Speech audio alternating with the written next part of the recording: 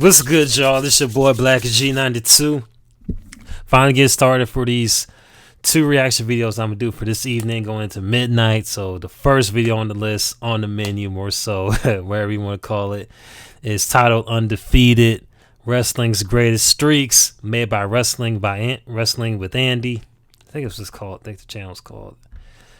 I keep on getting mixed up with some other shit, but anyway, let's make sure I got it right. Wrestle with Andy. I was close. But anyway, shout out to Jacoby for giving me this video to react to. I'm gonna go ahead and see what this little ranking is gonna look like in about 3, 2, 1. Gotta sit through this goddamn commercial, and I accidentally pressed the play button on the video before it started, but I managed to pause it. So I haven't started yet. I don't care about all that mess. It does look fucking good though. Once I get a vehicle, it's over. When you break it down to its base parts, wrestling is nothing more than simple, elemental storytelling. It's athletic theater, pantomime in a ring, a superhero tale come to life. And when it comes to which stories it can tell, well, there have been a few which have constantly worked over the decades. Take the good guy overcoming the odds, for example, which has gone well for the likes of Bryan Danielson, Mick Foley, or Rey Mysterio. If that doesn't work, you can always try faction warfare, something which led to the rise of great feuds like the NWO versus WCW, DX versus the Nation of Domination, or the Shield versus the Wyatt family. That said, perhaps the easiest and most effective story of all to tell is the win streak, as whether it be a heel or a babyface, rookie or established performer, the simple act of racking up victories can turn any individual into a main event force quickly. So join us today then as we journey back to look at the best examples of this in Undefeated. Oh, they got some legends up in that bitch. Okay, got Undertaker and a couple other people. We may as well start with one of the most famous and fondly remembered streaks in all of wrestling history. And that's the one carried out by Bill Goldberg. If you were a fan of wrestling in the late 90s, then you had two choices. You could be a WWF guy or a WCW guy. And I remember that era. You were probably spending Monday nights watching the likes of Stone Cold Steve Austin and The Rock battle it out on Raw. The latter group would instead be tuning into Nitro, where come September of 1997, like it was nothing, a new star would have risen. And this star, a former roster member for both the Los Angeles Rams and the Atlanta Falcons, would make a quick impact with fans upon his debut when, after obliterating heroes, he'd begin a win streak that would see him gradually rise up the card over the course of the next year, racking up further victories against names such as Steve Mongo McMichael, Brad Armstrong, and Perry Saturn. And by the time he beat the latter of these, his streak would have reached 74-0, with fans now taking note of every victory he picked up on the house show circuit. 74 wins? God damn, I can see why though. That dude built his muscular shit. Ooh, and look at the back of his, like up his shoulders and everything. Shit.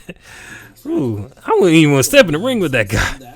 Having gone through just about everyone on the WCW undercard, the rookie would challenge Raven for the United States title on April 20th, 1998's episode of Nitro, there defeating him to win his first piece of gold.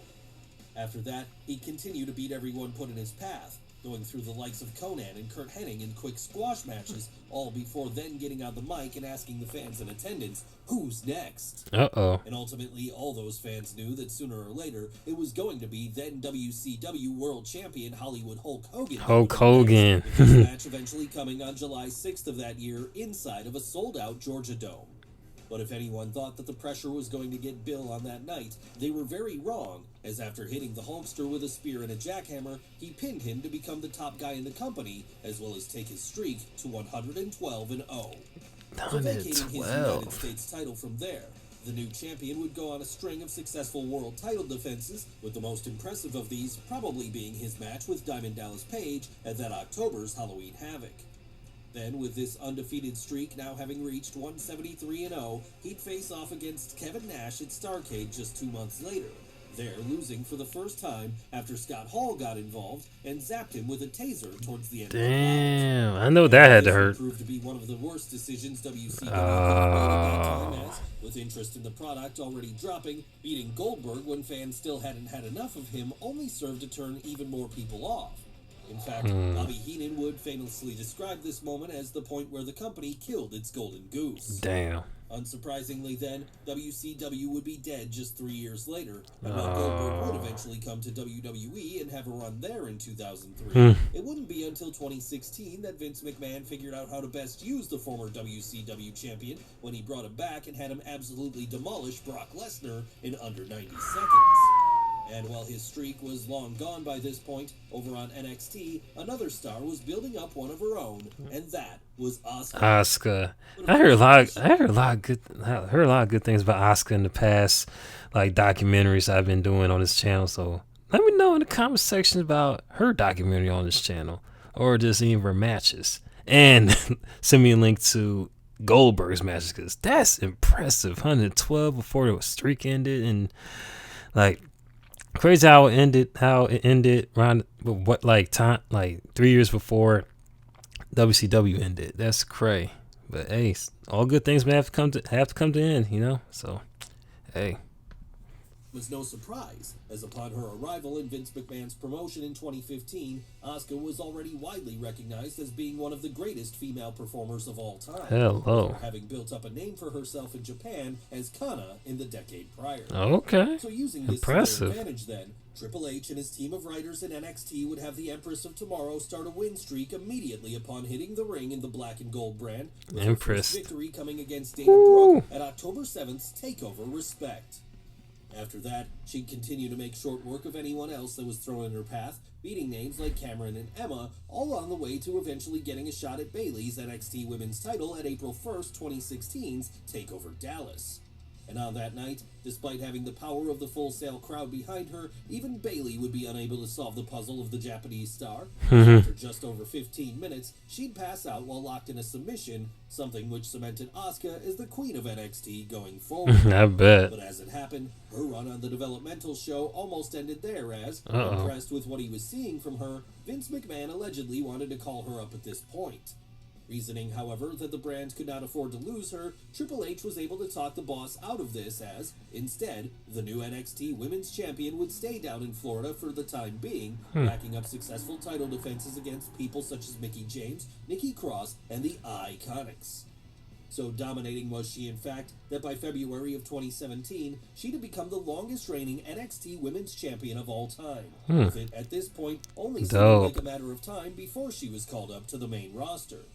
But before that call would come, Asuka would pick up more wins over stars like Ember Moon and Ruby Riott, eventually reaching a full 510 days as champion. Look at those submissions. After that, though, her reign would come to an end, not because she was defeated, but because she'd been forced to vacate the belt as she was being moved up to Raw. And there, on the Red brand, she'd continue to win, going through the likes of Alicia Fox and Alexa Bliss, all before winning the inaugural Women's Royal Rumble match in January of 2018.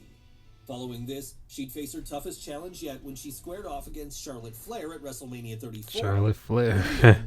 This would prove to be her undoing, as on that night, it would be the Queen who got the better of her, giving the Empress of Tomorrow her first defeat in WWE after 914 days. Yes, it certainly was. That's another impressive record. 940. Was it 914 days? I know. Hold on. 914 days. Yeah, 914 days. That's an impressive record. An impressive record, and one that will be hard to top. But yeah, if current AEW star Jade Cargill has anything to say about it, she'll be able to beat it before. Look at those abs.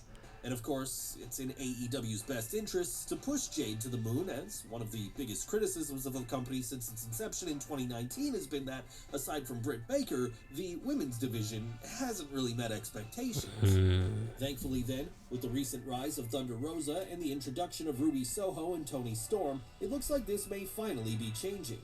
But for as popular as these three are, none of them have the same level of star power as Jade Cargill, as despite only having her first official match in 2020, she's already come across like someone who's been doing it for years. And maybe that's because her first match saw her get thrown right into the main event spot as, on the November 11th episode of Dynamite that year, she'd team up with former basketball star Shaquille O'Neal to defeat the duo of Cody Rhodes and Red Velvet. Wow. After scoring the winning pinfall that night, Jade would continue to rack up the victories from there, with her spending the next few months learning on the job as she made short work of names like Thunder Rosa. Then on the January 5th, 2021 episode of Dynamite, she'd reach the next level when, after pinning Ruby Soho, she'd become the inaugural TBS champion. Okay. She's That's continued what's to hold up. to this day, following successful defenses against Anna Jay, Julia Hart, AQA, and Ty Conti. Since her Hey. most recent defense over Marina Shafir on the April 22nd episode of Rampage, she's taken her undefeated streak to 30-0. And with the introduction of a new faction around herself in the form of the Baddies, Red The Velvet and Baddies. Kiera Hogan, it looks like she'll remain the champion for some time yet to come. Of course, if she really wants to enter the record books, though, she'll still have a long way to go. Because back in the days of the WWF, one man was able to go for a full 8 years without losing his title, and that was the 8 legendary years? Bruno Sammartino. Shit. He must have been a whole legend out that bitch. Like repeatedly threatening Man, to kill his they, ex-wife. hold up. I gotta pause this. They stay like calling out Herschel Walker on his BS. That is tough. That must be tough to deal with, knowing that most of the stuff he said is like found to be false or may not be the person he portrays himself to be in public. That must be crazy. But I got no time to watch about Herschel Walker's little domestic violence issues. I mean, I might watch it some other time because it looks kind of disturbing and some very strong accusations. But I ain't got time for that. I don't got time for that. Shut up. That's right, before there was John Cena, before there was Steve Austin, before there was Hulk Hogan, Bruno was the face of the New York promotion, carrying it on his back as the hero of Italian Americans everywhere Okay. between 1963 and 1971. And during this period, Long ass after having time. first won the WWF World Title from Nature Boy Buddy Rogers in April of the former year, he'd be able to go through absolutely everyone in his path, beating people such as Gorilla Monsoon, Pedro Morales, and George the Animal Steele. So dominating was he, in fact, that by the time it got to January of 1971, he'd successfully defended the belt a full 409 times, with this making it all the more shocking when, later that month at a Madison Square Garden show, he'd finally be pinned by Ivan Koloff in a way so unexpected for the fans in attendance, many thought it had been a mistake. I bet. Though, they would soon get to see him with the belt again as, after taking a hiatus for the next year, Bruno would return to WWF in 1972 to start his second reign with the world title upon beating Stan Stasiak, with him this time going on to hold it for the next 3 years. And while by comparison this second undefeated run was far shorter, it's still infinitely longer than anyone else's in the modern day.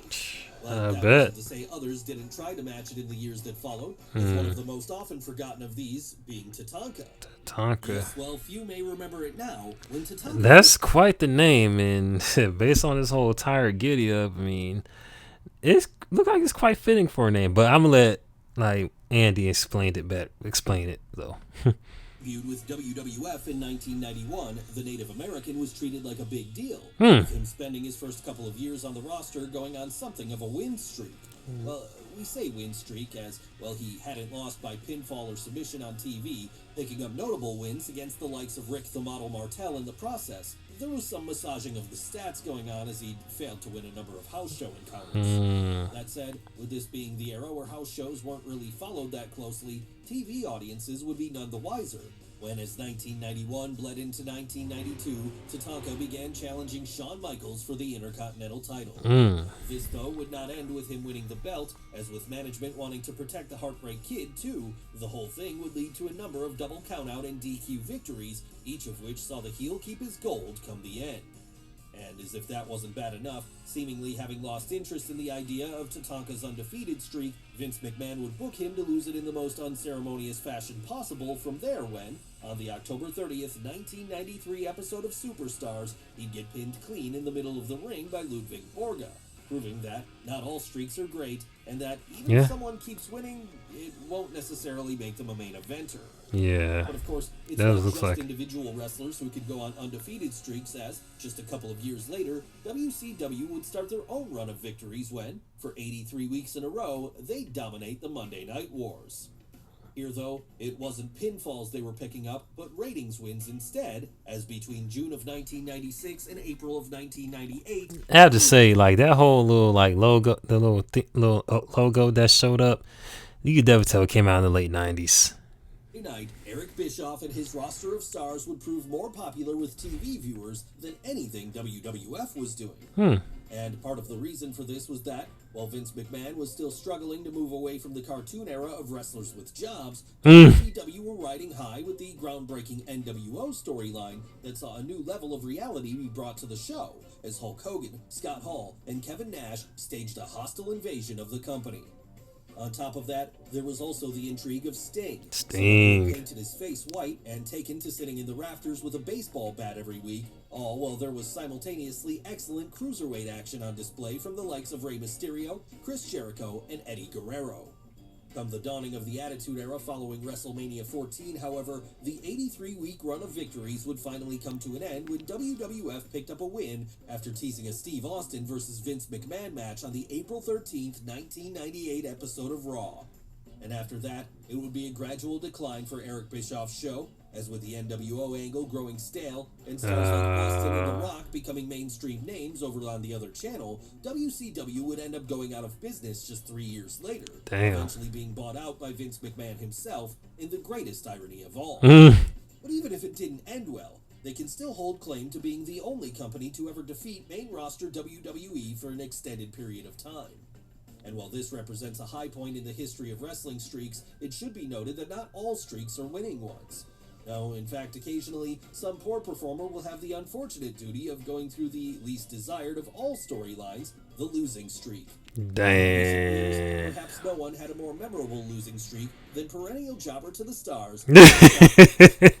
Jobber. What some may find surprising about this one is that it almost never happened at all.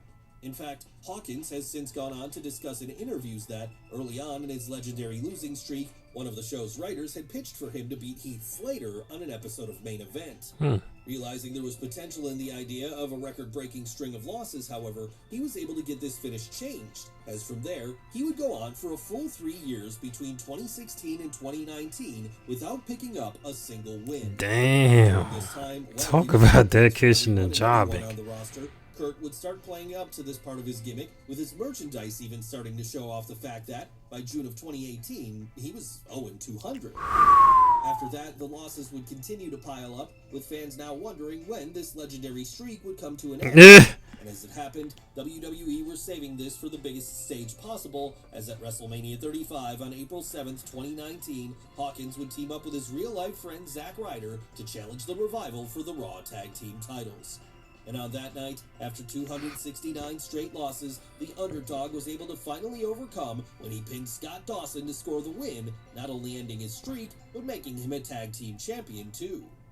Of course, congrats to him. Hawkins is not the only figure who's undergone a lengthy losing streak in WWE over the years, though, as way back in the Attitude Era, while the big stars were racking up wins week after week, down on the lower card, a certain someone was doing jobs on the regular, and that was Gilbert.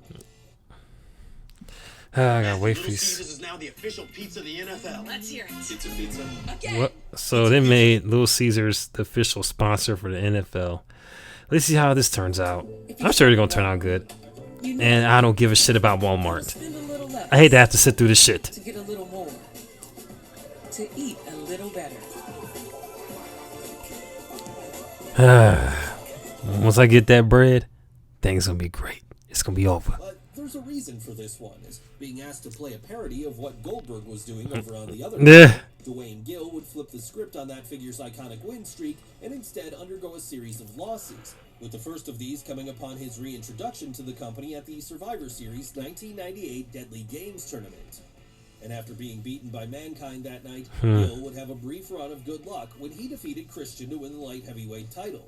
Upon losing this a few weeks later, though, it would be off to the races as, once he joined up with the Job Squad, a Job Squad. made up of Al Snow, Too Cold Scorpio, and Bob Holly, Gilbert would rack up loss after loss after loss. God damn. Of course, while he was doing this, he would continue to mock Goldberg through his entrance and mannerisms, including sparklers instead of fireworks at the rampway whenever he first came down to the ring, and even a new catchphrase for himself, who's first. But as with all good things, this streak would eventually have to come to an end too, and while he was originally planned to go 0-173 during Goldberg's win streak, in the end, Dwayne Gill would score a win over Goldust on the February 8th, 1999 episode of Raw. There, breaking his string of bad luck, as after that, he'd go on a 15-month-long run as light heavyweight champion when he retained the title in 2000. Okay, That impressive. brings us to the end of our list, because with Oh, all that's the it? streaks covered, there really is nowhere else to go now. Well, we suppose there is one more we could look at, perhaps the greatest streak in all of wrestling history, in fact.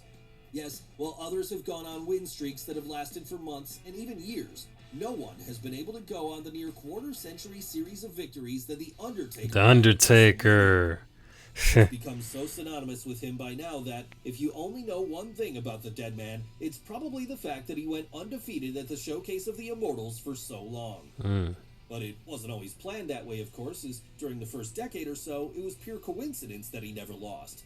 That's right. Well, his early wins over the likes of Jimmy Superfly Snuka, Jake the Snake Roberts, and King Kong Bundy may have seemed inevitable. There were plenty of other opponents who could have easily gotten the better of him during this period.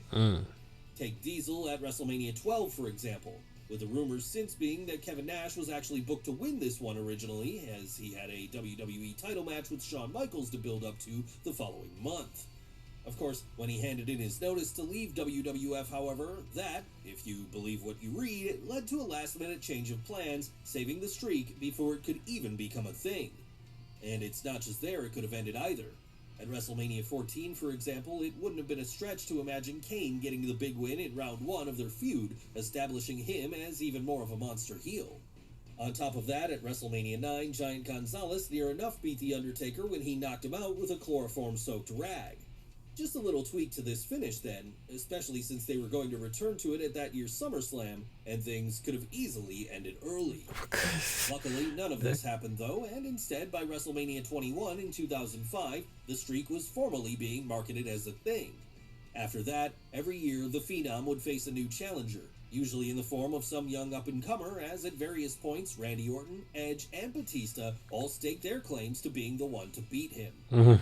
In the end, though, none of them could, and neither could Shawn Michaels and Triple H as it happened, even despite getting 2 opportunities each in a 4-year-long mini-arc between 2009 and 2012, which led to some of the greatest wrestling matches of all time. In fact, the first match of these 4, The Undertaker's showdown with Shawn Michaels at WrestleMania 25, is still considered by many to this day to be the single greatest wrestling match of all time. So with high expectations to meet going forward then, the streak would continue to give us show stealers in the years that followed as CM Punk became the latest man to challenge the dead man at WrestleMania 29. And as it happened, he would be the last person to fall during this career-defining run as, the year after that, at WrestleMania 30, Brock Lesnar would shock the world when he pinned The Undertaker clean in the middle of the ring in a moment that has since been described as WWE's Red Wedding. An event so unexpected, it left the 75,000 or so people in attendance in stunned silence. I bet they were shocked. Fitting that Indeed. this reaction when it ended because, as we've said before, The Undertaker's WrestleMania streak will probably go down in history as the greatest streak of all time. Not that the others on this list are any slouch, though, as between them, they each prove that if you really want to get people invested in something in wrestling, you don't have to reinvent the wheel. All you have to do is have someone win or lose until people start caring. Well, guys, what did you think of the video? Let us know in the comments below. Don't forget to smash the like button, subscribe to the channel, as well as follow Wrestle with Andy on Instagram and Twitter. Thanks for watching. Oh yeah, I enjoyed this one. It was pretty dope. It showed all the legends and even the ones that's doing their thing in the past decade as such. And that's crazy how the other 2 names that I seen on there, they had like whole decades of wins as such. And of course, we all know about Undertaker, so that's something that's well documented. And we'll not have seen all of his matches. I seen a couple of them here and there, a few of them here and there, and I heard stuff about like Undertaker just like doing this thing like on the ring, whatnot. But everyone else on that list, I was impressed. It was definitely impressive to see all these different names having their respective wins, and even the ones that had all these L's and then catching some W's near the end. That is insane. You couldn't pay me that much money just to have all those L's. I couldn't do it. Man. But anyway, let me see what people are saying in the comment section. So someone's saying, speaking of Asuka, I would definitely love to see a full documentary on her from the beginning to now. I agree. I wonder if they got it on this channel. The Undertaker streak ending will never forever be the most jaw-dropping moment in the wrestling history. Yeah, I bet. I have to see the footage. Let me know. Post them in the comment section. And if you want me to react to any more of these documentaries and or any songs, music videos, countdowns, movie clips, or analysis vids, or say anything of the sort, be sure to post them in the comment section below. If this is your first time watch this reaction video, be sure to hit that like button, hit that notification button, hit that subscribe button, and also be sure to follow me on my social media accounts, which we post in the description box below. And be sure to hit that donation link to my Cash App, which we posted in the description box below as well if you're able to donate to help support the channel. This is your boy Black G92, about to sign off. Holla at your boy. Peace.